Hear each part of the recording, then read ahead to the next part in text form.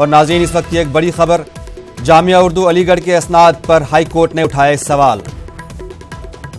Muallem अदीब माहिर और अदीब कामिल की असनाद पर उठाए सवाल।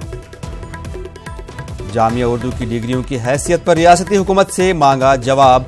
अदालत ने पूछा, क्या जामिया उर्दू की डिग्रियां NCTE से तस्लीम शुदा हैं। जामिया उर्दू अलीगढ़ की असनाद पर हाई कोर्ट ने सवाल उठाते हुए पूछा है कि क्या जामिया उर्दू की डिग्रियां NCTE से तस्लीम शुदा हैं। मुअल्लिम अदीब माहिर और अदीब कामिल की असनाद पर कोर्ट ने सवाल उठाए हैं। जामिया उर्दू की डिग्रियों की हैसियत पर रियासती हुकूमत से जवाब मांगा गया है और इस बात पर हमारे साथ मौजूद है, लाइन पर मौजूद है मुश्ताक आमिर, हमारे नुमाइंदे, जो मजीद जानकारी फराहम करेंगे। मुश्ताक, ये पूरा मामला क्या है?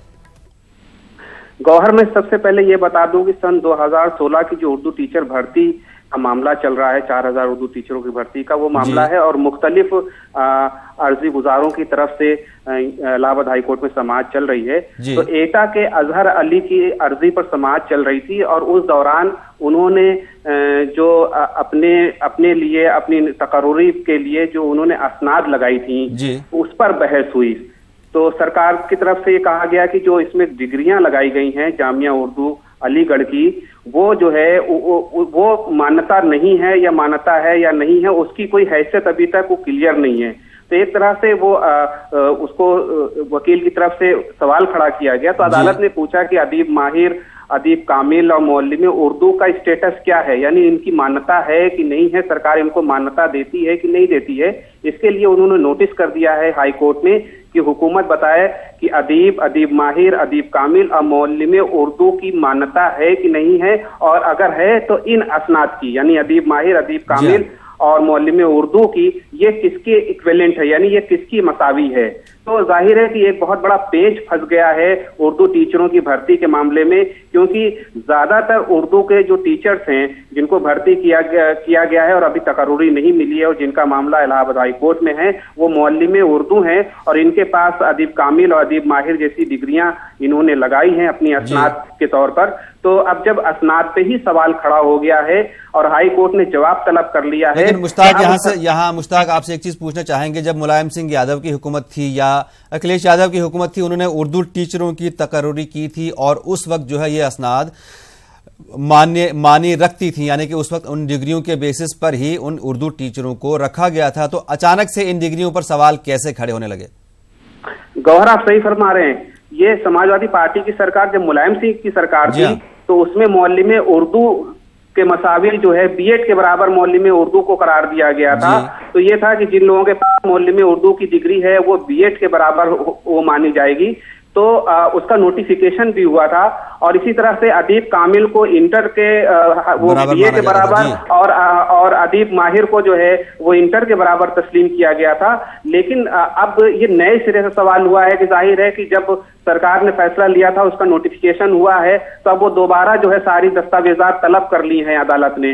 तो अब ये हुकूमत की जिम्मेदारी है कि समाजवादी पार्टी की सरकार में जो नोटिफिकेशन हुआ था इन डिग्रियों के फेवर में, जब इनको मान्यता दी गई थी, तो वो सारे दस्तावेजात अब रियासती हुकूमत दोबारा जो है उसको पेश करेगी अदालत के सामने और अदालत को मुतमईन करेगी कि मुअल्लिम उर्दू की जो डिग्री है वो बीएड के बराबर है, अदीब कामिल की जो डिग्री है वो बीए के बराबर है और अदीब माहिर की जो है वो इंटरमीडिएट के बराबर है वगैरह।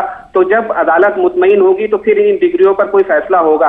अब एक मामला दूसरा हो गया है, पहले तो ये उर्दू टीचरों की बहाली का मामला था, बहुत टेक्निकल मामला हो गया है कि जो असनाद लगाई हैं उर्दू टीचरों ने, अब उसका सवाल खड़ा कर लिया है। अब जब अदालत के सामने दस्तावेजात पेश की जाएगी हुकूमत की तरफ से, देखना होगा कि रियासती हुकूमत जो इन भर्तियों के खिलाफ है, 4000 उर्दू टीचरों की भर्तियों के खिलाफ है और अदालत में जो है बतौर एक पार्टी के वो खड़ी हुई है, तो वो इन डिग्रियों के फेवर में वो किस तरह के दस्तावेजात पेश करती है और अदालत को किस तरह से मुतमईन करती है। और अगर किसी वजह से अदालत को मुतमईन नहीं कर पाए, तो जो हजारों टीचर्स हैं जो अब तक इन डिग्रियों की बेसिस पर, बुनियाद पर जिनकी तकर्रुरी हुई है, तो उनका फ्यूचर दाव पर लग जाएगा। मुश्ताक, गौहर, देखिए उनका फ्यूचर दाव पे तो लगा ही हुआ है, लेकिन एक उम्मीद ये बंधी थी पिछली हेयरिंग में, क्योंकि इस मामले को हम शुरू से देख रहे हैं नजदीक से, बहुत कुछ था कि तौहीन अदालत तक का मामला जो है वो दाखिल हो गया था कि अदालत ने इनसे कहा था, रियासती हुकूमत से, कि आप इन टीचरों को तकर्रुरी जरूर दें और मुझे यानी अदालत को जो है वो इन्फॉर्म करें। तो जाहिर है कि बिल्कुल आखिरी मरहले पर जब उर्दू टीचरों के अंदर खुशी का जो है उम्मीद पैदा हुई थी, खुशी का माहौल था कि अब एक दो हेयरिंग में, एक दो समाअत में ये मामला जो है सुलझ जाएगा, हल हो जाएगा। अब जब इनकी डिग्रियों पर और इनकी असनाद पर ये मामला आकर के रुक गया है, तो फिर एक कानूनी दावपेच की शुरुआत हो गई है जिसमें खासा वक्त लग सकता है। और ये अब ये मान के चलिए कि अब इस मामले ने थोड़ी तूल खींच लिया है, लेकिन अब सारा दारो मदार सरकार के जवाब पर है। अब सरकार के जो है पाले में गेंद है, कोर्ट को उसके सामने दस्तावेजात पेश करनी है हुकूमत को कि इन डिग्रियों के बारे में उसकी क्या पॉलिसी है और वो दस्तावेजात क्या हैं जिनकी बुनियाद पर इन डिग्रियों को लगाया गया है और जिसको मान्यता दी गई है। तो हुकूमत की अब जिम्मेदारी है कि वो इन डिग्रियों के फेवर में वो अपने कागजात लगाए और ये देखना है कि उसका रुख और उसका रवैया अदीब माहिर, अदीब कामिल और मौलिम उर्दू के ताल्लुक से क्या होता है। गौहर, इस मामले की अगली सुनवाई कब है मुश्ताक?